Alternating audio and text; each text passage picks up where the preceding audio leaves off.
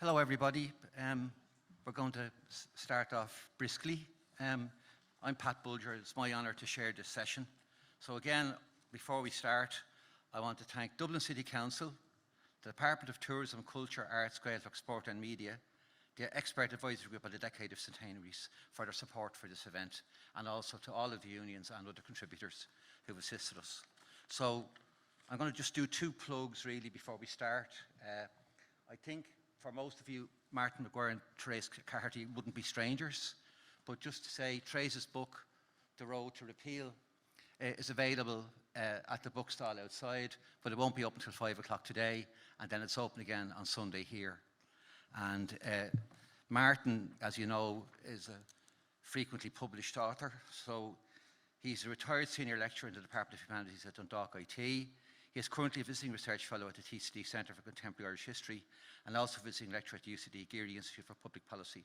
And he has extensive publications of the history of the civil service in Ireland. That's what I'm reading this out for. His book on the civil service experience of revolutionary change, the civil service and revolution.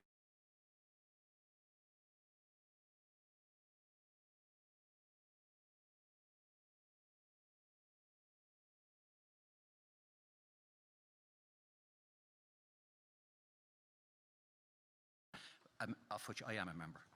So thank you for that. So we've decided democratically that Therese is going to be the opening speaker in this session. And Therese will have about 15 minutes. Martin will have maybe 20, and then we'll have short time for questions and points. So thank you. Would you like to step forward, Therese? And you're very welcome.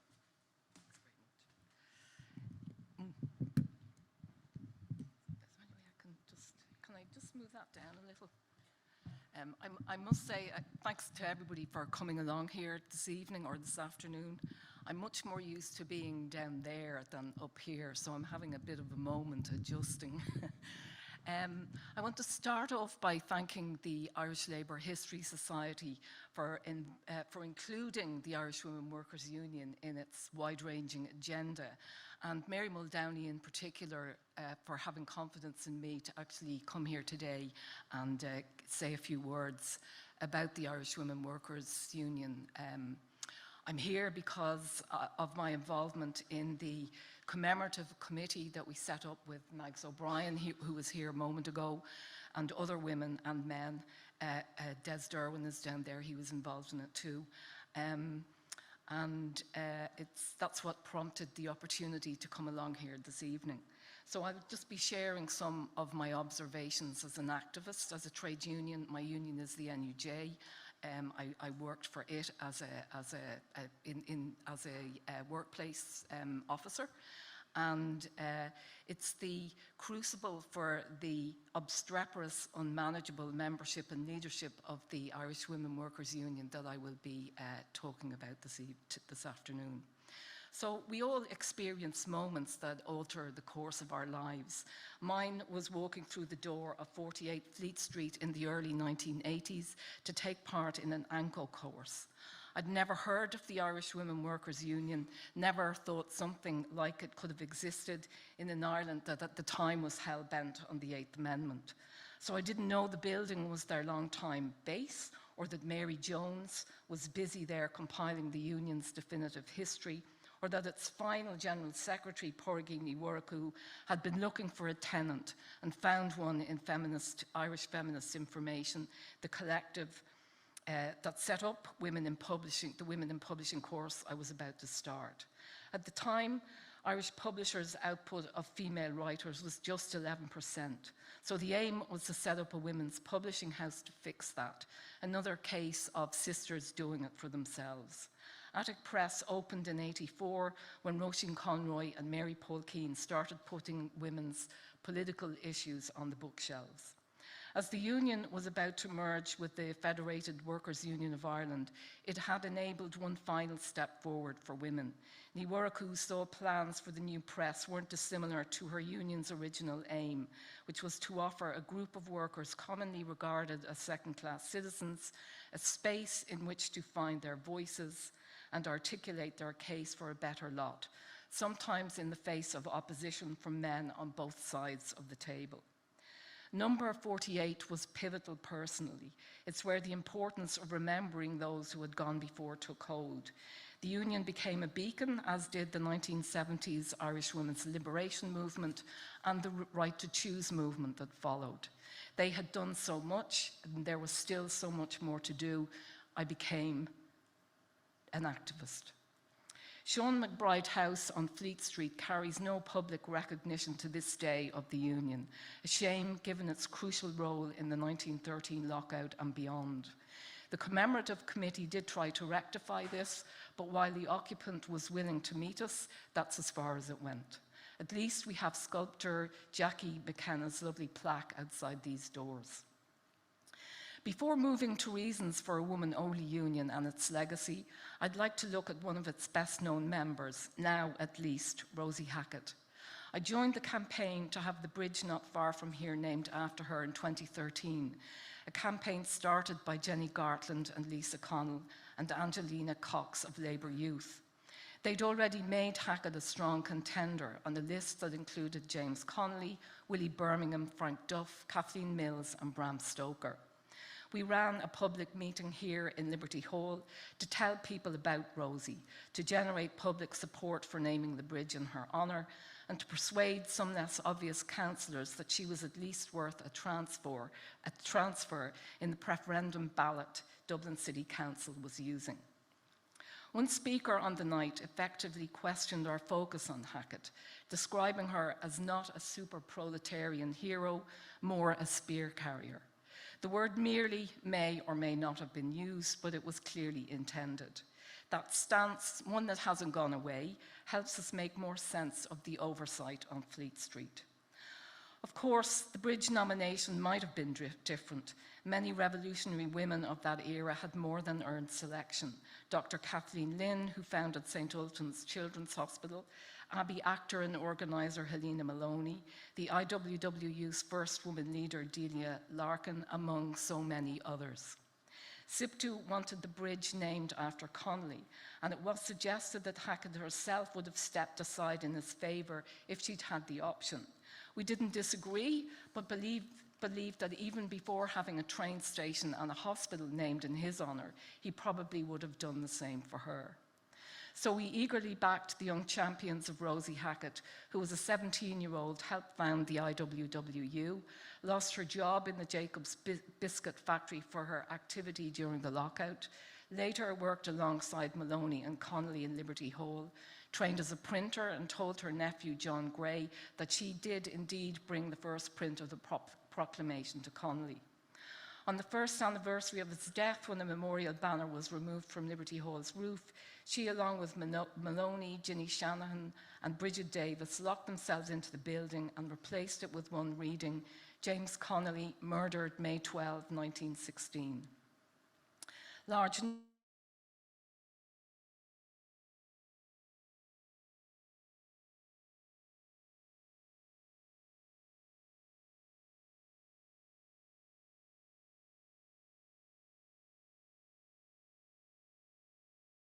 So while the spear carrier tag stung, it quickly became a point of additional pride. Yes, Hackett was probably restricted to a supporting role during the lockout, in the Rising and during the rest of her career as a trade unionist, socialist and revolutionary, but like most women a century ago, she could fulfill and go beyond the role allocated to her by the men who ran the movements she supported. Simply put, women, whether in the home, the factory, or the union meeting room, got to do the lion's share of the carrying, while the men got to throw the spears. Her CV shows Rosie Hackett to have been exemplary. In 1970, she received a gold medal for 60 years of unwavering trade unionism. Is it any wonder she took up a special place in the heart of historian Margaret McCurtain? Her name on the first of 24 bridges over the River Liffey has secured rare recognition for her part and that of her female comrades in the foundation of this state. Far from spear carriers, they remain sterling role models for future generations of all genders and persuasions. Which brings us on to Jim Larkin and why he organised a women-only grouping within the ITGWU. At the time, the view of women as homemakers had deep and stubborn roots. This is reflected in the 1911 census, where they comprised only 19% of the workforce. That stat is usually seen as a great underestimate, as it excludes farmers' wives, widows taking in boarders, and many in religious congregations. Women's work was invisible. Male workers were hostile. They didn't want them, as they saw it, taking their jobs. Their exclusion from unions, women's exclusion from unions, was commonplace. Employers lucratively exploited them. A writer to the Irish Worker put it succinctly in 1910, have they, women, not plenty of work in their own sphere of life without encroaching on the men? But Larkin was incensed by women's working conditions. Jacob's factory was sending them 20 years early from this earth, he said. Events elsewhere may have also persuaded him to do what he did. For example, the first International Women's Day march on March 19th, 1911, had put out a call across Europe for the right to vote, to work, and an end to discrimination at work. 6 days later, New York's anti-union Triangle Shirtwaist factory went up in flames. Locked exits to curb theft had forced many of the 500 workers to jump from the building. 146 people died, 123 of them women, 23 men. The tragedy had some good outcomes in that it led to more effective fire and safety regulations in the state and boosted union membership. Can it just be a coincidence that Larkin set up the IWWU later that year? In addition, he must have witnessed the benefits of women's participation in the cause of US labour when he was there, particularly the daughters of Irish immigrants, such as Mary Kenny O'Sullivan, who became the first female organiser on full salary in the American Federation of Labour. Suffrage was also in the ether. Constance Markovitz and Hannah Sheehy Skeffington, both supporters of the women's vote, were at the IWWU's inaugural meeting in the ancient concert rooms near here on September 5th. The thousands of mainly teenagers before them, the working age was 12 upwards, were in place for a bit of early consciousness raising. The advantages of mobilising women were multiple. A successful pay strike by women at Jacobs a few weeks before the IWWU's first meeting showed that. Again, they proved their worth 2 years later when 3 members at Jacobs were dismissed for refusing. Their co-works joined them, and the rest, as they say, is history. On the issue of legacy, it's worth hearing again Markovitz's input that night. The purpose of this meeting is to turn you into an army of fighters. A union such as has now been formed will not alone help you to obtain better wages, but will also be a great means of helping you to get votes and make men of you all. Note that she says better, not equal wages, an area where we have yet to be made men of over 100 years later, despite the IWWU's and all our unions' best efforts. Ireland's track record on this is dreadful. In the early 1970s, when it joined the common market, the persistence of socialist and communist women in Europe paid off in the form of Article 119 of the Treaty of Rome. A provision within this ensured equal pay for both genders. Ireland's abysmal response was to seek a derogation, one rightly refused according to social policy researcher and author Pauline Conroy. And so the union used that law to win several landmark cases. Former President Mary Robinson used it to argue and win in 1988 an equal pay for equal work claim by Mary Murphy and others in Board Telecom. Interestingly, before they went to the European Court of Justice, a judge had had the nerve to deny their claim because he said their work was of a higher value and so couldn't be judged against the men in their unit. In 1998, the ECJ again found for Breda Nathan, an IWWU member too, that she had the right to apply for a job that had been considered a male preserve. That same year, women represented only 37% of the workforce. Recently public data show that that figure has almost doubled today, and it seems significant that the rise is attributed to the option to work from home. But while women make up a majority of doctors and lawyers in this country, they still earn less on average than their male counterparts. The gender pay gap reports all assure us that this is not because anyone is being paid differently for doing the same work, but because they all have to concede women are less well represented at the top, often considerably so. Business is still largely run by men, and to a significant extent, so is the trade union movement. We've great female officials and role models, past and present, but not enough leading them.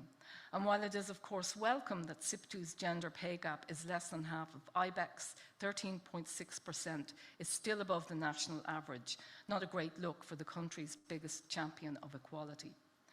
As Larkin's radical move to set up a women-only union has proved, trade unionism will continue to reap tremendous rewards from the greater involvement of women and other minority groups. The IWW blazed a trail here. The strong equality agenda didn't blind it to the grievances of other workers. The laundry workers' strike of 1945 for 2 weeks holiday pay proves this. In a flyer, the union argued that the fight was symbolic, one where the refusal to accept that all workers, and not just some, were entitled to the holidays was more significant than the demand itself. Their arguments and their outcome were inclusive in every sense. As was so for the women telephonists who in the 70s flatly refused to accept lack of resources as an explanation for government delays in pay rises. They won their claim, and when their male colleagues lodged a later one, the same women confounded employer expectations by standing on the picket line for 19 weeks without any benefit to themselves. A great deal of legislation is expected over the coming years, which may improve the bargaining power of the trade union movement in mainstream workplaces. And it will be hugely welcome to see private sector membership on the rise again if that is the outcome. But satisfying as it would be to see a tech worker on a good wage properly represented in their dealing with management, it is at least as urgent for the growing army of mainly women working in the less well-organised parts of the healthcare sector, the tens of thousands of poorly paid workers in hospitality, the largely migrant labour forces in areas like meat production and food deliveries, to receive the support and leadership they need to fight and win their battles. As women rose to the challenge in 1911, so too will new groups of workers bring fresh perspectives. Disputes will reveal new leaders, and their victories will be deeply meaning for the wider trade union sector. New activists willing to be spear carriers will emerge to perform what are considered minor roles in the workplace, sitting on committees, putting up posters, relaying information, the lifeblood of trade unions. What is key here is that every one of those people is given the chance to make the greatest contribution possible with no obstacles relating to gender, ethnicity, or disability. The challenge is to build new bridges with the many overlooked sections of our society. The potential rewards for doing this are enormous, not least creating an army of people we've yet to meet, but who future generations might be worth naming a bridge after.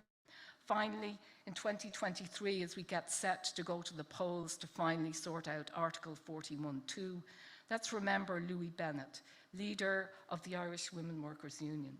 She argued against the new 1937 Constitution's, quote, sinister and retrogressive omission of the principle of equal rights and opportunities enunciated in the Proclamation of 1916 and confirmed in Article 3 of the Constitution of the Seirstad Éireann.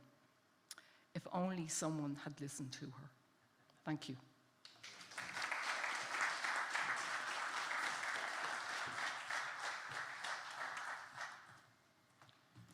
Thanks very much, Therese. That was nicely delivered and very well researched, so I congratulate you on that. We're conscious of time in terms of the next session, but we will have time for some limited questions. So I'll ask Martin Maguire to step up now and do his contribution. Thanks. Right, thank you very much. A few points I want to cover is looking at the trade union organisation within the civil service and the obstacles that are presented to that. First of all, I think in thinking on the organisation of the civil service as workers, we have to begin with reality that the civil service has no organic relationships to society or the economy. So traditional trade unions have evolved out of the changes in the economy, changes in society. The civil service is itself a creation of and is shaped by the state. The work of the civil and public services legitimises the state. It makes government popular, it appreciated for the good it does. So the forms of trade union organisation adopted by the civil service reflect both the dominance of the state as an employer and the role of the civil service as the mediator of the relationship between state and society. The civil service is, for society, the who and the where of the state. First of all, the collective organisation of the civil service faces the most powerful employer you could imagine, armed with the authority to alter conditions and pay by legislation. A course of action not infrequently resorted to by the state, most recently in FEMPI, legislation of 2009 to 2015, but quite frequently resorted to by the state. Civil service negotiators also confront the reality that there's an absence of management, that is to say the minister of their line department or the minister for finance as an independent authority able to make decisions. Civil servants find themselves instead negotiating with other civil servants, usually from the Department of Finance, rather than the political master who will make the decision. The Department of Finance will then cite the overriding authority of the politician. Politicians cite the overriding authority of the voter to divert claims made by the civil service organisations. Another obstacle to organisation is the structure of the workplace itself. Civil servants find themselves dispersed within a myriad of departments and grades that encouraged a very introverted culture of departmentalism and habituated them to institutional regulation. They tended to be isolated within it, quite dispersed. The lower down the grade, the more feminized the group you're working with. And a feature of trade unions within the civil service itself, or the civil service, is a very high turnover through promotion. So whereas you might say the clerical officers union has 3,000 members last year and 3,000 members this year, so it's very stable. But in fact, maybe 10 to 15% of that membership has been lost in this year due to promotions and retirement, and there's another 10% had to be then brought into the union and brought into the culture of the union again. So it's a constant relearning process year after year itself. Secondly, the model of organisation inherited from the British associations. Emmett O'Connor has argued, and argues again in the collection of essays for the 50th anniversary, that what he terms the mental colonisation of the labour movement in Ireland in the late 20th century leads it to imitate the British model of trade unionism rather than imply the models of the Irish experience. The actual numbers of civil servants transferred from British to Irish regime was not the 33,000 cited by Brennan in the Brennan report of the 1930s. The actual number of what we term civil servants was about 6,400. The vast majority were actually post office workers who were then classified as civil servants. The Irish Civil Service Associations had been founded as branches of the parent British Association, and these were all organised by departments with a hierarchy of class and grade. The Types Association, the Clerical Office Association, the Executive Office Association, Administrative Office Association, and so on.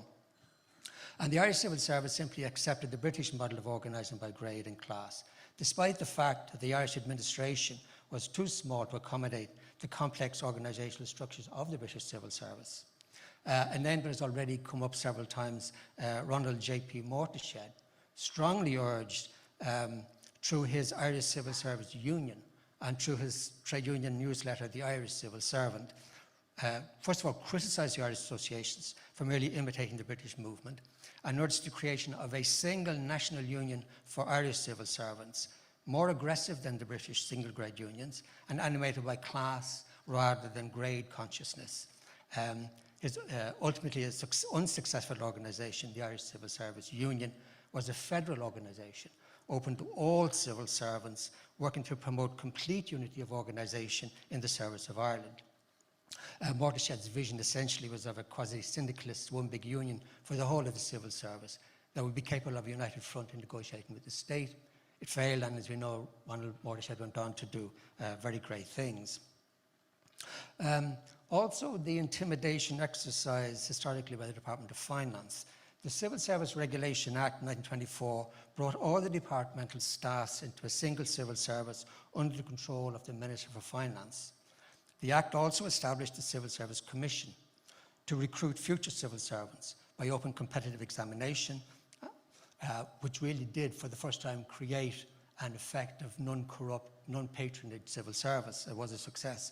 But it also empowered the Minister for Finance to make, change, or revoke regulations for establishing the classification, remuneration, conditions, and terms of service of civil servants.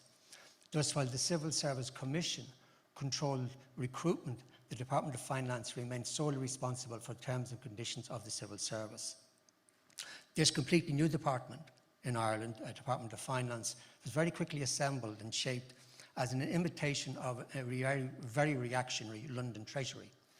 And it retained the complex hierarchical class and grading structures of the British civil service. And this was less really about the task being undertaken by the civil servant than it was about intimidation and control. And this is best illustrated by a private correspondence between Henry Boland, H.P. Boland, who was establishment officer in the Department of Finance, in a letter to Brennan, who was then chairing the Commission of Inquiry into the Civil Service. And in it, and I'll quote Boland, he says, "The position that our department occupies in the mind of the service generally, and the respect they show for our minister's authority, must obviously be very largely affected by the feeling that ours is the minister and the department who, in so large a sense, can control and determine the fortunes of individual civil servants. I need not enlarge upon this point." We know exactly what he meant. Power and dominance is much more important than efficiency. That's the situation in which the Irish civil service began to reorganise. In 1923, the Irish Civil Service Whitley Council, which was inherited from the British system, is a very recent creation of a conciliation and arbitration system within the British civil service. Ireland had been part of it because it was formed in 1919. That was inherited by the new state. In fact, the provisional government had no interest whatsoever in it. It was un-Irish, and they would have nothing to do with it. But the Irish Whitley Council presented themselves to the provisional government under the title now of the Civil Service Federation. And this alliance was looking to act as an umbrella organisation for the autonomous and diverse civil service organisations now in Ireland. The Institute of Professional Civil Servants and the Post Office Workers' Union, then engaged in the struggle of the 1922 strike, remained outside the Federation. It is therefore dominated by the clerical and executive civil servants. At its height, it organised about 16 associations representing over 1,500 civil servants. So they're all very small. So you had the paradox of 16, 17, 18 associations on this side of the table trying to deal with one representative on the other side, the Department of Finance. So the Department of Finance could simply say, well, when you agree amongst yourselves, let us know and come back to us. The key aim of the Federation, which remained the aim of all the civil service organisations, was some form of arbitration and conciliation that would give them some determining role in their working conditions, rather than mere consultation.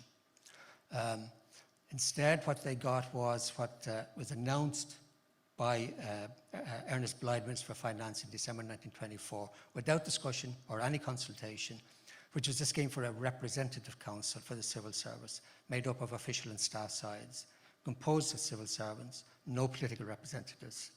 The chair of the council was to be a nominee of the minister, in fact, the secretary of the Department of Finance, but without a vice chair nominated by the staff side, had been the case with the Whitley committees. And the chairman had full control of the agenda, wrote the report of the proceedings sent to the minister. Non-civil service member could sit on the council, which is a ruling directed at the Post Office Workers' Union and the clerical officers, the Civil Service Clerical Association, because they both had just appointed full-time secretaries to professionalise representation.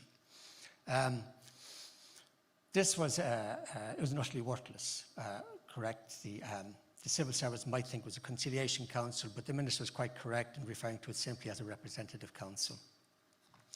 The agitation, then focused on the demand for a proper conciliation and arbitration scheme, driven very much by William Norton of the POWU, Archie Heron of the Clerical Association, and T.J. Hughes of the Federation, along with Bruna Cardy in the Institute of Professional Civil Servants.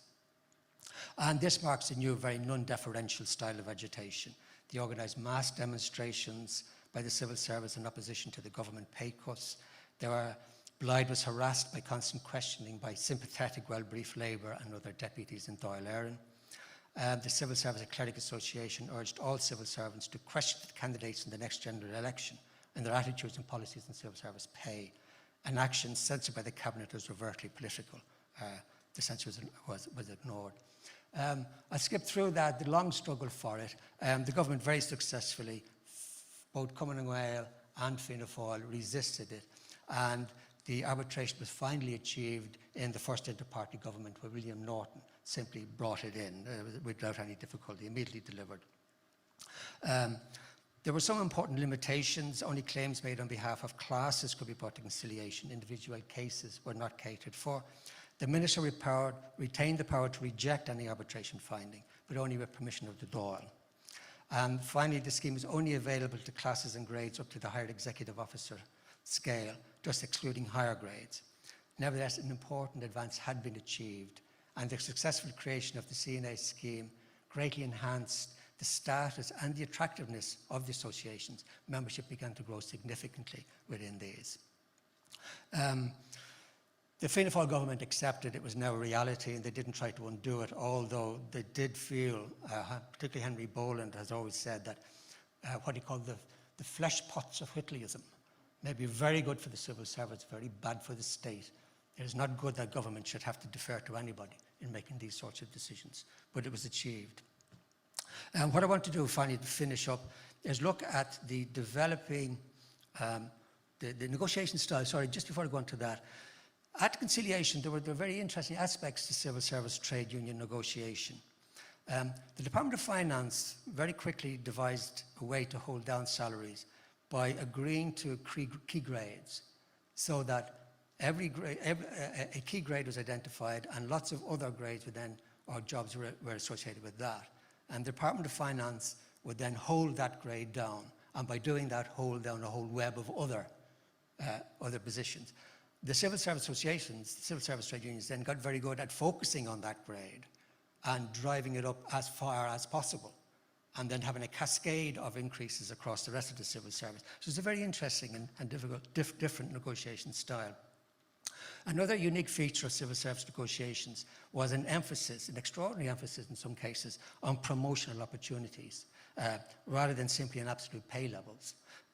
This is because in the very rigid hierarchy of the civil service, the class and grade structure is the quickest promotion through the class and grade structure is the quickest path to better pay. Promotion is much better than waiting for your grade to go up or for your increments. Just part of any package negotiated at conciliation and arbitration was always on the percentage of promotional post reserves to memberships of this grade.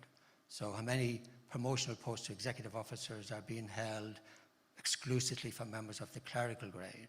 And so it became a very important part of negotiation.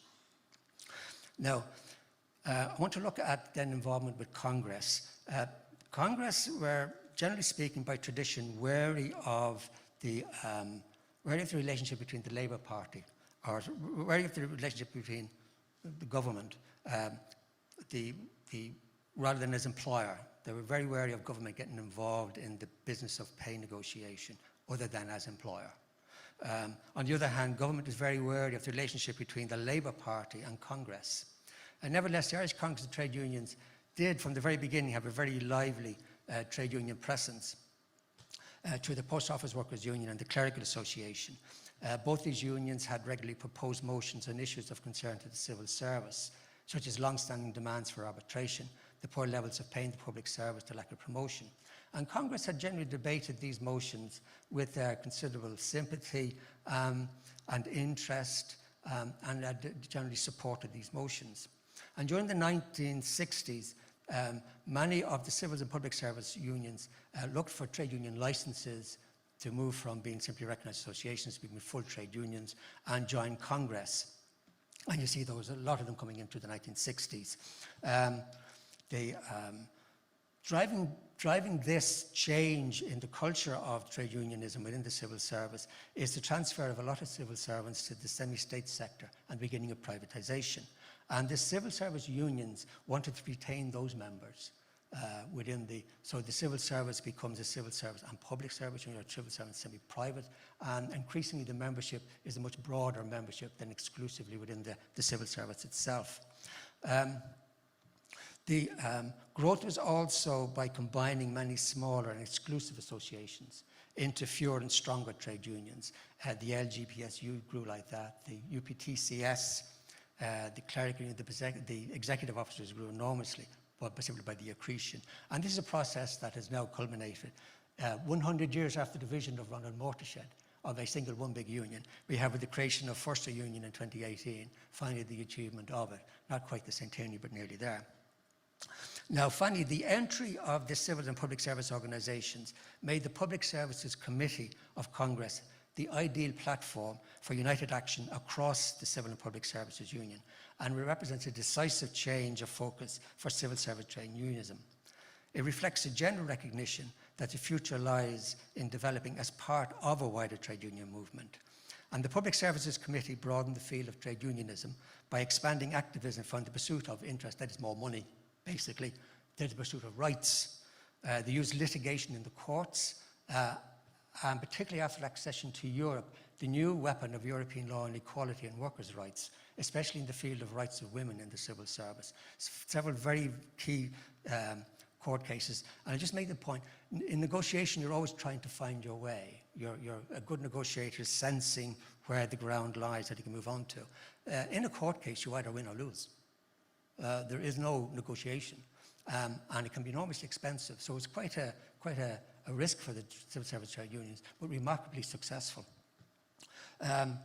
The Public Services Committee also succeeded in persuading the wider trade union movement the broader trade union movement to widen its thinking beyond wages, beyond money, to a broader concept of the social wage. The social wage includes those state-provided services which lead to a better quality of life, such as the health service, education service, clean, safe neighbourhoods, vibrant cultural institutions.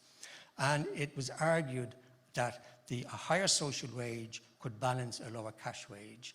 And this is the rootstock of the concept of social partnership that has shaped economic planning since the 1980s, integrated the civil and public services union to the broader trade union movement, and is a topic that we're going to be addressing, I think, tomorrow.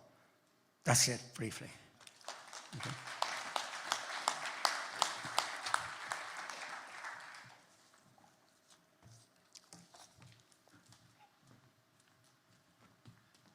Thanks very much, Martin. I want to congratulate, as an obsessive chair, both speakers for keeping to the rule.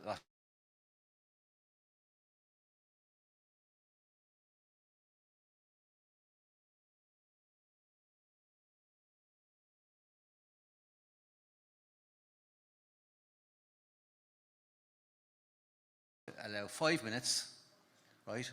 I know that's draconian, but that's what's happening. And if we could have one question for each speaker from someone who hasn't said anything yet.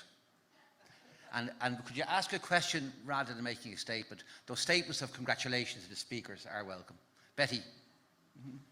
Yeah, my name is Betty Turrell-Collard. I'm actually into my 50th year working in the civil service, so I can go back a heck of a long way with the ILO and all this stuff that has gone on for the last 50 years. But one thing that was outstanding for me that I was part of the negotiation of was the equal pay claim that was taken on behalf of 26 workers. How this claim came about was that the clerical assistant at the time, the paper keeper was paid £50 over and above what a clerical assistant was paid. So the CPSU proceeded to take a claim on their behalf, and actually we ended up winning 34 million. And what happened was the LRC rejected it, the Labour Court rejected it, and finally what happened was that when we won the 34 million, the Department of Finance actually went to the High Court to try and overturn it, and they didn't overturn it. So the Department of Finance doesn't win all the time. If you have a good trade union movement behind you, they don't. Okay, that was a nice supplement to Martin's speech, yes, and from hard experience. So is there anyone else just, sorry, there, yeah, and then person to the left. So do you want, let that woman in first and then the next aisle. Yeah. Thanks very much. My name is Margaret de Courcy and I actually led the POW telephonist strike. I was 20 years of age. Can I say a couple of things? First of all, I enjoyed both speakers very much and congratulations on what you've presented today. But Therese, I do have to correct you. First of all, I'm in the middle of writing a book, what has never been written. And it'll be out next year for posterity on the telephonist equal pay claim. And the significance of it is this. It is the only officially sanctioned strike that has taken place for equal pay in this country. And it was sanctioned by the POW. The programme for centralised pay bargaining had specifically outlawed centralised bargaining, in centralised bargaining, that you could not go on strike for equal pay, and the POW did that. The correction point I want to make, so that'll be out next year, the correction point I want to make is that there isn't a link between the national strike. I was involved in the 19-week strike consequently. There isn't a connection between the men putting in a claim for additional money. What happened is, when we pursued the claim for equal pay from 1969 onwards, it went through various processes. First, the Equal Pay Commissioner, and it was turned down, and then it went to the equality officers. And at the same time, then the whole issue of pay within the post office became an issue. And the relationship was that the rates of pay for civil servants had gone out of line with those in the private sector. And what happened was that at the time that the concession was made by the equality officer, the department were given 42 days to appeal it. During those 42 days, they knew that, and they had been told that there was going to be a national strike. And what they did is they decided to concede the equal pay to telephonists on the hope and expectation that the telephonists would not go on strike then in the national strike, which obviously they did. The outcome was that the interim settlement was that all grades within the post office got 14.65% of an interim settlement and an overall settlement of 22%, and it included the telephonists as well. So they got equal pay, plus they got the national increases as well. But I did enjoy your presentation. Thanks very much, and we enjoyed your contribution as well. So yeah, thanks very much for that. And so it's the last person now from the hall, because we have to respect the next session. Thanks very much. Thanks very much. Go ahead. Two very quick questions, really. John O'Brien from the Retired Teachers and INTO. First to Therese. Quick question on the trade union movement as a whole, and looking at it from the perspective of young women coming into the movement. Would you agree that it's still the recruitment of women, and particularly young women, that is a significant issue for the trade union movement as a whole? And then is there a gap in the messages that the trade union movement has to attract young women? And then turning to Martin, I kind of have a twofold thing. That you identified the challenges that the civil service unions had over the years, and the difference between the negotiating positions that they had. But at the same time, they've remained the stronger element within Congress, and certainly within the trade union movement in Ireland, compared to the private sector. I'm just wondering if you have an opinion on how that came about, and also the fact that the civil service unions, in fact, influenced an awful lot of the trade unions that came about in the 60s and 70s in the banking and insurance industry, and how they took the influences from the civil service unions to make it their own as well. Thank you. Okay, thanks for that question. Okay, we just keep it precise, I think now. Okay, Yeah. Thanks. Is that working?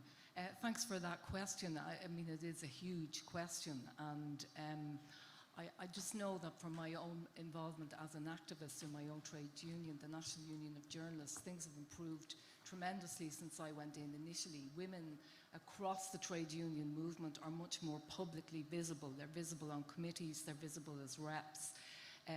They're role models. They're role models for coming up through the ranks. I think the more difficult issue is low pay.